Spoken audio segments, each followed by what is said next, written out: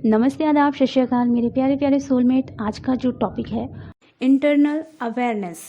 अपने अंदर की ग्रोथ को देखना शुरू करें।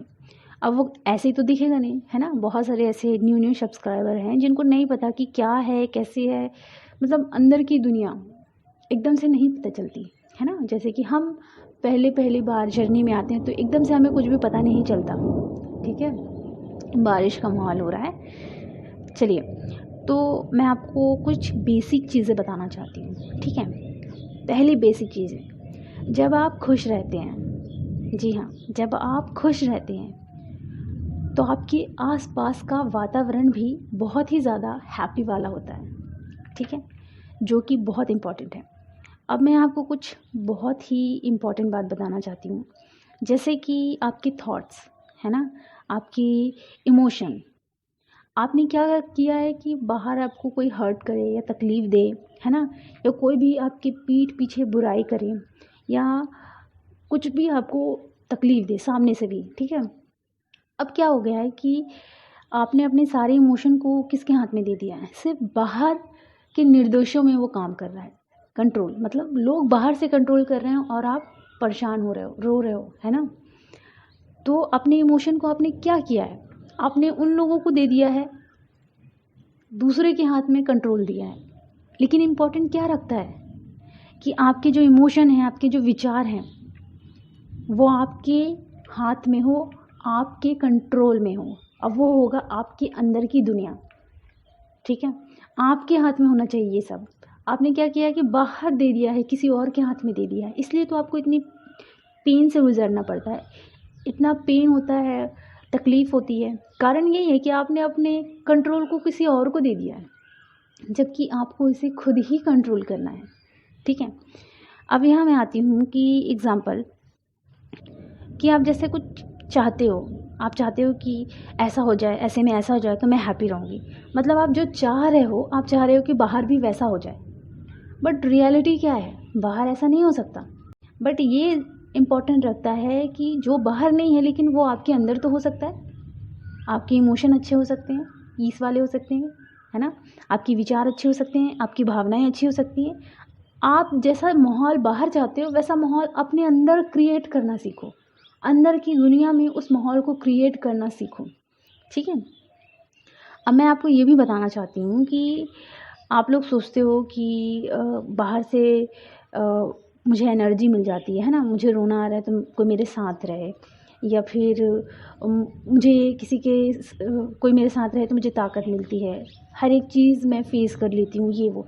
तो आपको हर चीज़ की ज़रूरत बाहर से क्यों पड़ रही है, जबकि आपको सबसे इम्पॉर्टेंट बात को समझना है कि आपके अंदर जो सोर्स है वो आपके अंदर ही है, वो बाहर नहीं है। आपको लगता ज़रूर है कि वो बाहर है, पर रियलिटी क्या है कि आपका सोर्स सिर्फ और सिर्फ आपके अंदर है।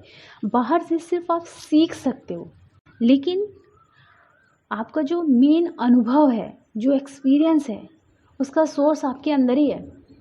इस चीज़ को आपको बहुत अच्छे से समझना है। ठीक है, अब मैं आपको ये भी बताना चाहती हूँ कि आप लोगों के अंदर ऐसा होता है ना कि मुझे ये चाहिए तो चाहिए, तो आप किसी की नहीं सुनते। फिर सुनते हो, नहीं सुनते हो, किसी की नहीं सुनते हो। जो आपको चाहिए वो आप कर लेते हो। ठीक है, आपको जो भी चीज़ चाहिए या फिर कोई भी ऐसी सिचुएशन है आपको जो ठीक करना है तो आप कर ही लेते हो। उसमें कोई ऐसा नहीं है कि कोई बोल रहा है कि नहीं करना नहीं करना, पर आप उसे कर ही देते हो, है ना। जैसे एग्जांपल कि बच्चों को बोलते हैं कि इसे मत छूना मत छूना, पर वो छू कर तोड़ ही देते हैं, करते हैं ना। तो ह्यूमन भी बड़े होकर कुछ ऐसे ही करते हैं, उन्हें जो चाहिए तो चाहिए, इस तरीके से रहते हैं। तो उनके हाथ में सबसे ज़्यादा इम्पॉर्टेंट चीज़ क्या है, उनके हाथ में सबसे ज़्यादा इम्पॉर्टेंट चीज़ ये है कि वो अपनी सिचुएशन को, उस परिस्थिति को या कोई भी चीज़ को अपने हिसाब से ढाल सकते हैं, लेकिन वो यहीं पास चूक जाते हैं। उन्हें जो चीज़ चाहिए बाहर वाली, उस चीज़ के लिए वो बिल्कुल खड़े हो जाते हैं कि मुझे ये चाहिए तो चाहिए। लेकिन बात यहाँ करें अंदर की, तो अंदर की सिचुएशन को वो संभाल नहीं पाते, अपने हिसाब से कर नहीं पाते, है ना। लेकिन बाहर की चीज़ चाहिए तो उसके लिए खड़े हो जाते हैं, पर खुद के लिए स्टैंड नहीं लेते। खुद के लिए स्टैंड लेना मतलब उस परिस्थिति को अपने हिसाब से वो ढाल ही नहीं पाते। उनको लगता है कि बाहर हम सब चीज़ करेंगे तो ठीक होगा। उन्हें अपनी परिस्थिति अपने अंदर ठीक करनी होगी। अगर आपको कोई चीज़ बाहर अच्छी चाहिए तो आपको सबसे पहले अपने अंदर उस चीज़ को अच्छा बनाना पड़ेगा, है ना। चलिए मैं बात करती हूँ एक और एग्जाम्पल के बारे में। जैसे कि आप बीमार हैं, है ना, तो ट्रीटमेंट की ज़रूरत आपको है या किसी और को? आपको है ना। यह एग्जाम्पल, आप भूखे हैं, आपको खाना चाहिए, लेकिन आप भूखे हैं तो आपका खाना कोई और खाएगा कि आप खाएंगे? आप खाएंगे ना। तो बस इस चीज़ को समझे।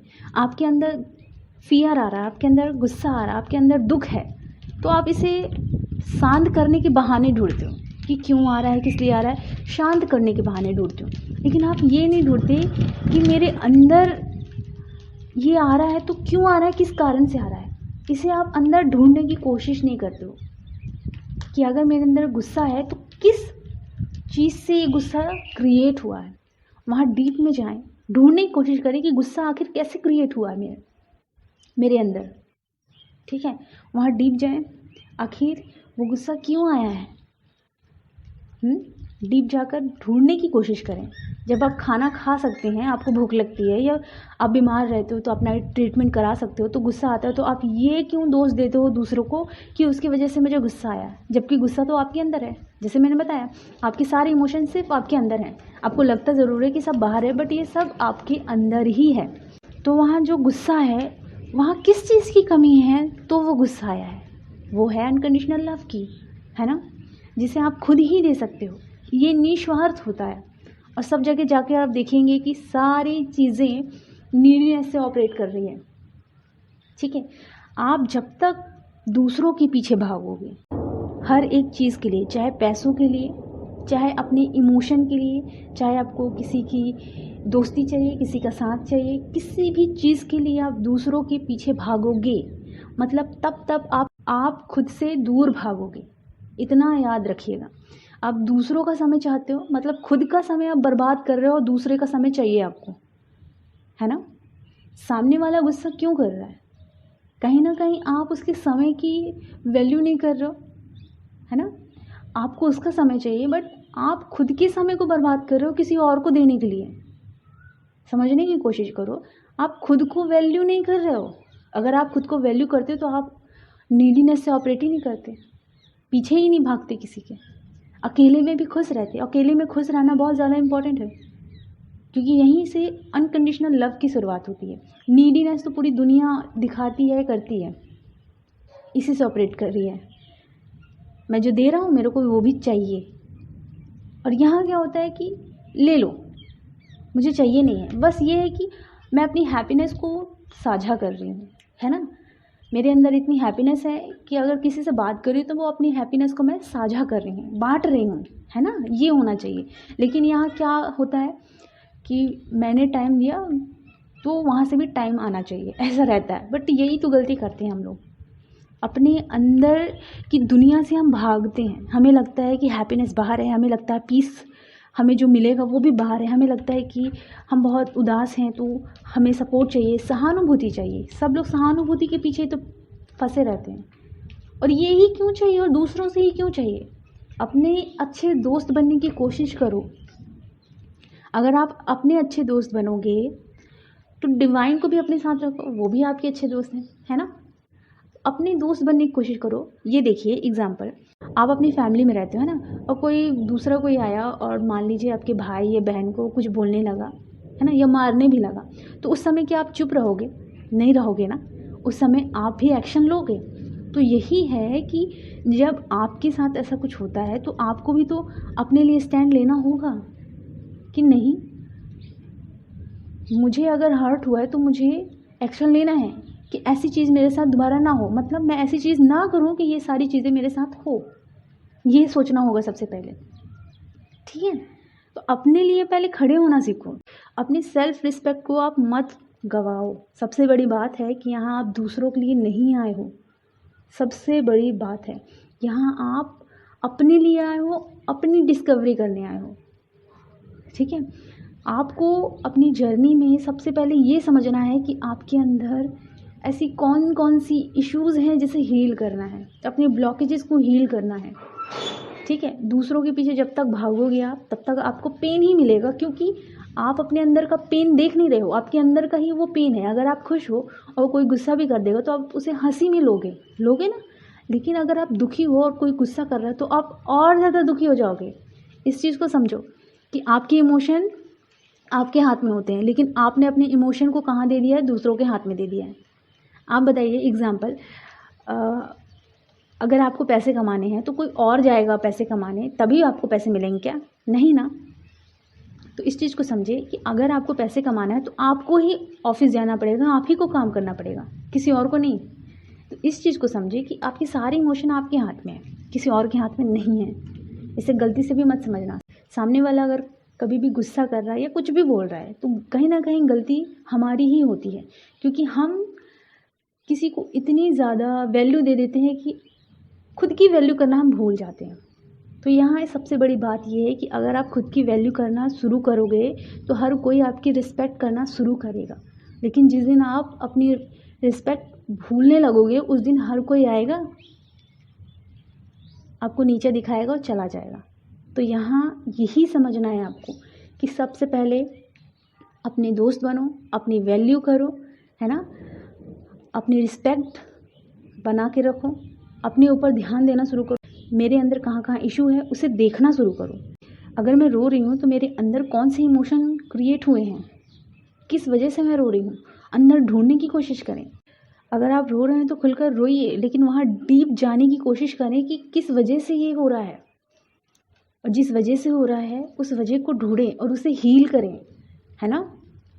तो यही होता है कि अगर आप ये सोच रहे हो कि बाहर से ये हो रहा है वो हो रहा है और आप इफ़ेक्ट हो रहे हो, तो गलती वहाँ बाहर वाले की नहीं है, गलती हमारी है, क्योंकि हमने अपने इमोशन को दूसरों के हाथ में दे दिया है। अपने इमोशन को अपने हाथ में रखना सीखो, ठीक है।